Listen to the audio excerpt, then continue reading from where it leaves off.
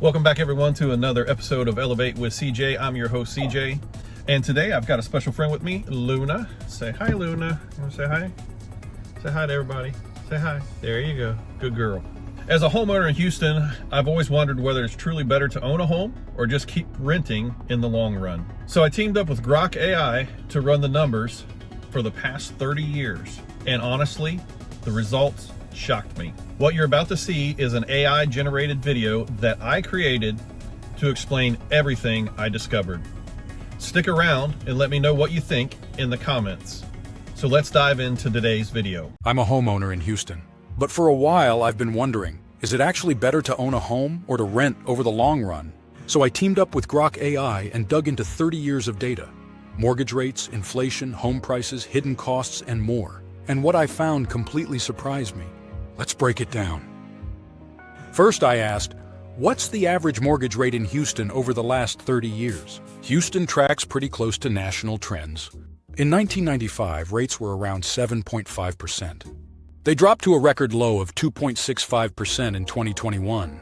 And today, they're back up around 6.7%. Over the entire 30 years, the average has been about 5.5%. So if you're financing a home, that's your baseline. Next, I wanted to know, how much has inflation increased prices in Houston? Over the past 30 years, inflation has totaled about 109.4%. That means $100 in 1995 is worth about $209.40 today. That's a big deal when it comes to housing costs. Then I asked, how much have home prices gone up in Houston? On average, Houston homes have increased about 307% in 30 years. So a house worth $100,000 in 1995 is roughly $407,300 today.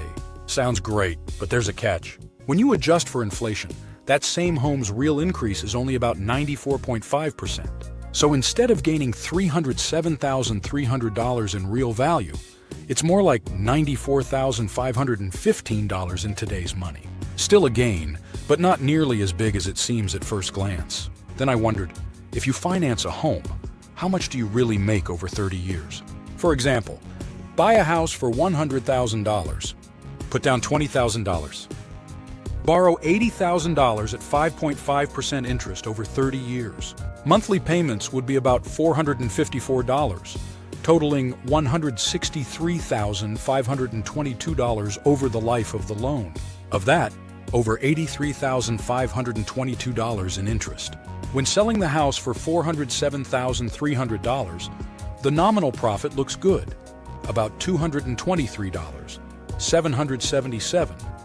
But after adjusting for inflation, the real profit drops to somewhere between $106,874 in real value over 30 years, averaging 2.45% real annual growth. Still positive, but it's getting slimmer, so I dug deeper.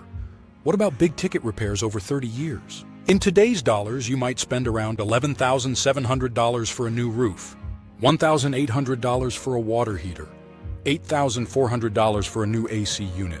That's $22,000 right there. And then there's ongoing costs nobody loves, like minor repairs and replacements, $27,750. Lawn care, $24,000. Insurance, $90,000. Property taxes, at about 2.3% on an average, would accumulate to $155,250 over 30 years. Altogether, those extras cost, repairs, lawn, insurance, taxes, add up to $297,000. So I added it all up. Mortgage payments, $163,522. Big repairs, $22,000. Ongoing costs, taxes, insurance, $297,000. That totals about $479,440 over 30 years. And that doesn't even include selling fees, which would add another $21,000. So the grand total to own that $100,000 house comes to around $642,962. I want you to catch this number again. That $100,000 house costs them $642,962 to own. Let that sink in. But that house sells for only $407,300. That's a nominal loss of over $235,662 over the 30 years. or $7,855 per year, or $654 per month. After inflation, it's a real loss of about $112,000. That's assuming a 2.5% annual inflation rate.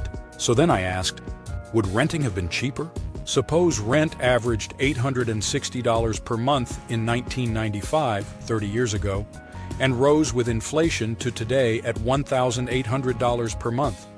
Over 30 years, that's about $451,697 in rental costs, adjusted for inflation.